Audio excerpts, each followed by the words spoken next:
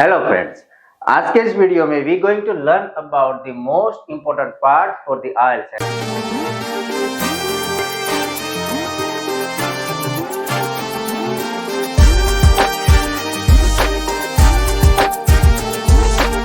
and that is how to get band 9. Simple question है, straight away है, लेकिन question is looks like a bit executed कि 9 band कैसे होता है। Everyone is getting, there are few things that you will have to keep in mind and उसके लिए मैंने ऑलरेडी वीडियोस डाली हुई है। आज के इस वीडियो में हम देखने वाले हैं the most important part that is CNC, cohesion and coherence. So majority of students are not aware about how to maintain CNC perfectly. So today we are going to disclose about the same thing with the help of straightforward example. So let's not waste time and let's start straight away. That is the IEE method. Okay. आज हम देखने वाले हैं the IEE method. That means we are going to start idea first. I stands for idea. E stands for explanation and another E stands for example. Okay, so हम जो लिखेंगे हमारी method जो है that would be idea, explanation and example. अगर ऐसे इस वे से हम लिखेंगे हमारा जो CNC, कोहेजन एंड कोहेरेंस का जो पार्ट है वो परफेक्टली मैच होगा, उसे हम परफेक्टली बैलेंस कर पाएंगे एंड जैसे ही बैलेंस होगा obviously we'll get a good score. Reason, CNC maintain करने से स्कोर क्यों अच्छा आता है या फिर हमारा हाई स्कोर क्यों आता है? What are the reason? First, it will be easier for reader to understand what you are saying in depth. पहला ये रीजन है। और दूसरा, आइल्स में मेजोरिटी क्या होता है कि बच्चे क्या के number of ideas, multiple ideas disclose कर देते हैं, लेकिन वो आइडिया क्यों, कैसे, मीन्स के why, how and what, that is not being mention और explained. So we have to explain. Rather than focusing on multiple ideas, I would advise go for the single idea, explain it perfectly with a supporting example.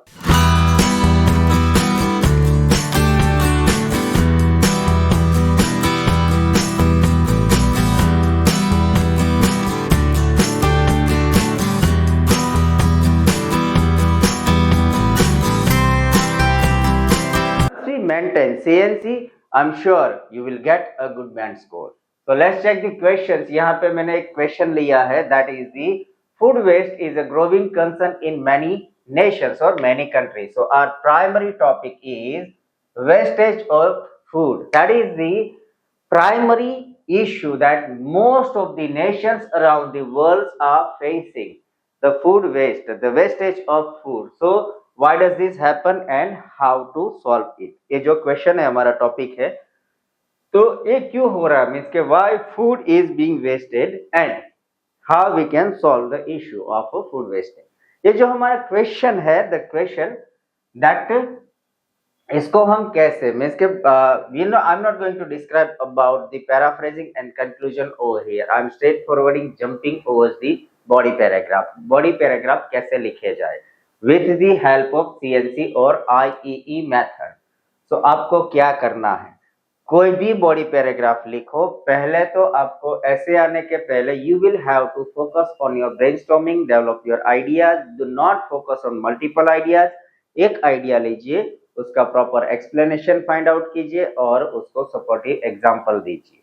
Okay, so the same thing that I did के why the food is being waste. The body para की मैंने यहाँ पे शुरुआत की कि one major cause of food waste. Okay, see, I have started over here with word one major cause. बहुत सारे रीजन है, इसका मतलब क्या होगा, what I am trying to reveal or what I am trying to write is there are multiple causes, there are so many reasons. That means there are multiple causes, but among them one of the primary cause, one of the primary reason. So that I have started one major cause, that is the kind of linker. इसे बोलते हैं हम linker.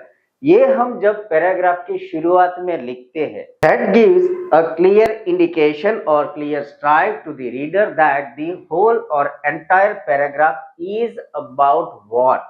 Advance में idea आ जाती है, जिसकी वजह से the reader will find it easy to understand what you are discussing about or what you are telling about. तो पहले आपको क्या करना है, see it is cohesion and coherence. Cohesion in the sense we are aligning the idea with, connected or associated with each and every one. First thing, and second, the cohesive devices, that means linkers. So I use the linker first. One major cause, you can start in one of the primary cause, superlative degree, one of the major reason, one of the primary cause of food waste. किसका है? So we are discussing about the food waste.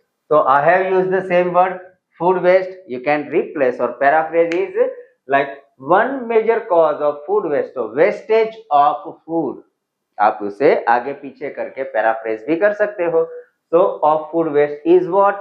Is over purchasing. That is my idea. One of the primary cause of food waste is over purchasing. क्यों? Due to bulk discounts and promotions in supermarket. यही होता है ना, buy one get one free, get 40% discount, 30% discount. तो जो idea थी वो मैंने पहले डाल दी कि क्या होता है, over purchasing. The first primary reason is over purchasing and that is why because of bulk discounts and promotional offers available in the supermarket. So that stands the idea. ये हुई आइडिया. यहां से यहां, ये जो हमारी फर्स्ट पैराग्राफ की first idea, you should be writing in this way that one major cause of food waste is over purchasing due to bulk discounts and promotions in supermarket. Idea दे दी. चलो, I is done. Now it's a time to explain the idea with supportive example. तो explanation कैसे देंगे इसका कि over purchasing है, promotions है एंड डिस्काउंट्स है सुपरमार्केट में. That is the reason that people are purchasing food more than they need. कैसे?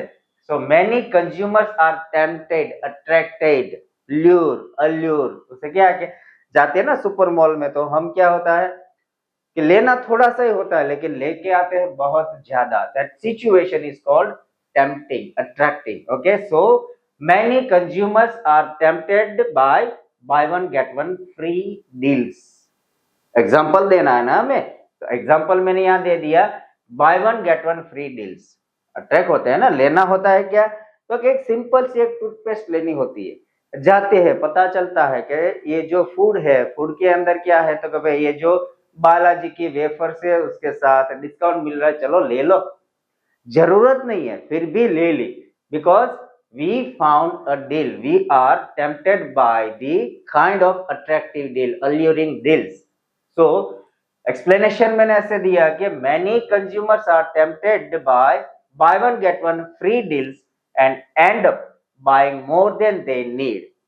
जिसकी जरूरत नहीं उसे ज्यादा ले लेते हैं to unnecessary spoilage at home. तो ये क्या होता है कि they leading to unnecessary spoilage at the home. क्योंकि जरूरत से ज्यादा होगा तो क्या होगा, बिगाड़ होगा, वेस्टेज होगा.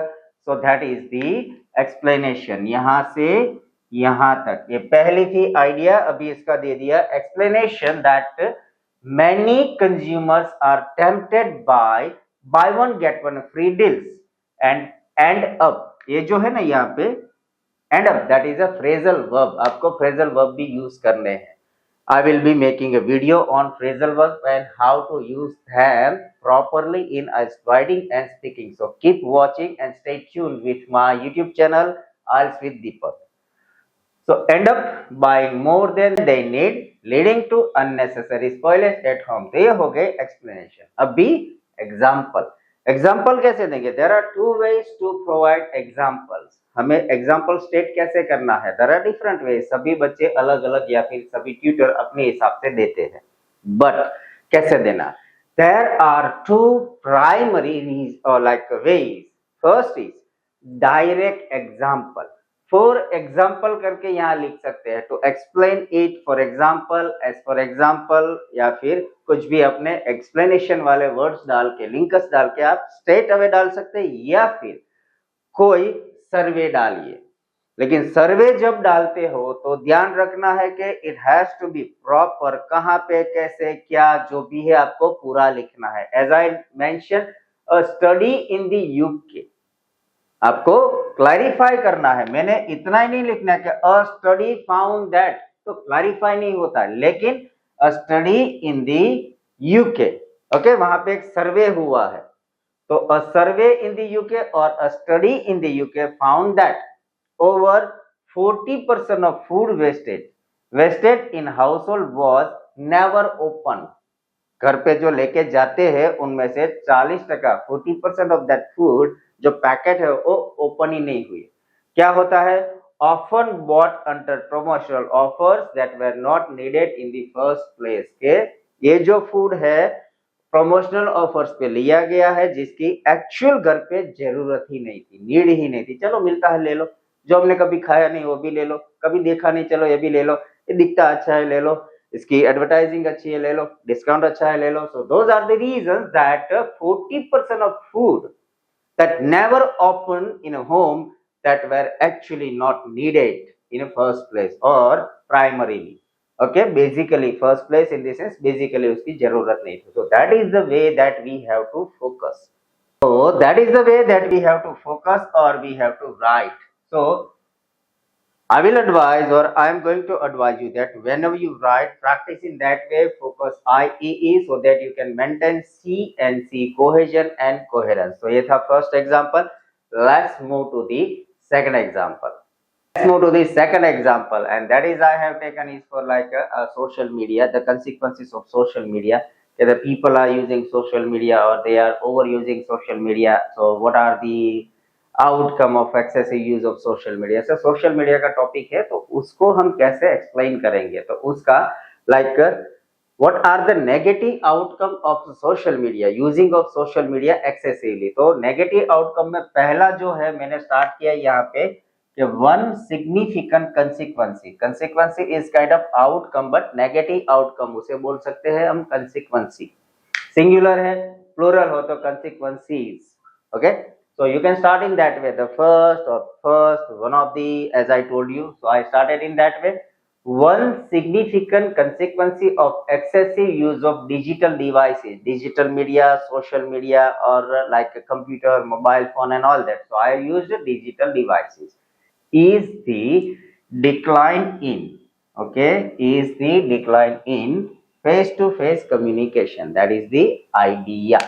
याद रखिए, अब जब भी लिखो do not try to explain everything in a single line, okay, क्योंकि IELTS में they are looking kind of grammar, means के kind of sentence pattern, the simple, the compound and the complex. So always start or mention your idea in a simple sentence, तो आपको mention करने में भी easy रहे और reader को भी आइडिया पकड़ने में easy रहे। ऐसा ना हो इतनी कॉम्प्लेक्सिटी दे दे के सामने वाले को कुछ समझ में ही नहीं है आपने क्या लिखा, अरे भाई क्या लिखा, ऐसे मत लिखो। Write straightforward and simple way so that the examiner will get the exact concept that what he are trying to say, so that is the way the one ऐसा हो तो आप ये सेंटेंस जो है ना आप इसे मेमोराइज कर लीजिए, सभी ऐसे में चलेगा कि one significant consequences, so one significant outcome, negative outcome, positive outcome, reason, result, कुछ भी वर्ड यहाँ डाल दीजिए। तो ऐसे वर्ड यहाँ पे आप रिप्लेस करिए, लाइक फिर ऑफ करके आपका जो टॉपिक है वो वहां पे डाल दीजिए। तो सेम टॉपिक आपने सेम लाइन यूज कर सकते हो, like one significant or one of the significant consequences of excessive use of digital devices is the decline in face to face communication, जो face to face communication है वो कम हो रहा है, आइडिया दी। अभी उसे यहां से हम एक्सप्लेन करेंगे, एक्सप्लेनेशन, क्योंकि आइडिया दे दी तो उसे छोड़ना नहीं है, उसे प्रॉपरली एक्सप्लेन करना है। Explanation is as people spend more time interacting through screen, क्योंकि ये कम क्यों हो रहा है, फेस टू फेस कम्युनिकेशन क्यों कम हो रहा है, ये डिजिटल डिवाइसेस की रीजन से, वजह से क्यों कम हो रहा है, तो यहाँ पे उसे हमें एक्सप्लेन करना है कैसे।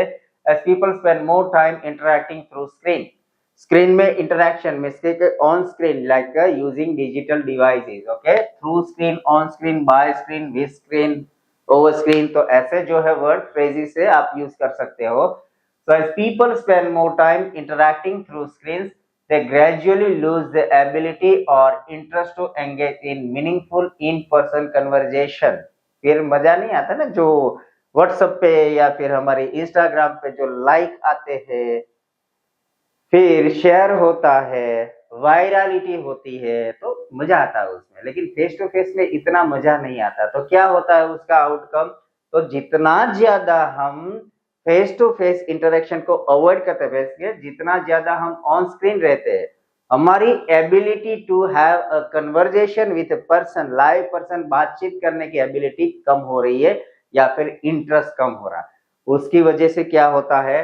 विच can weaken social bond over time. हमारा जो सोशल बॉन्ड है कम हो रहा है। इतना जितना पहले म्यूचुअली हम कनेक्टेड थे एक दूसरे के लिए, जो लव था, अट्रैक्शन था, कनेक्शन था, बॉन्डिंग था, वो अभी नहीं रहा इतना। क्यों?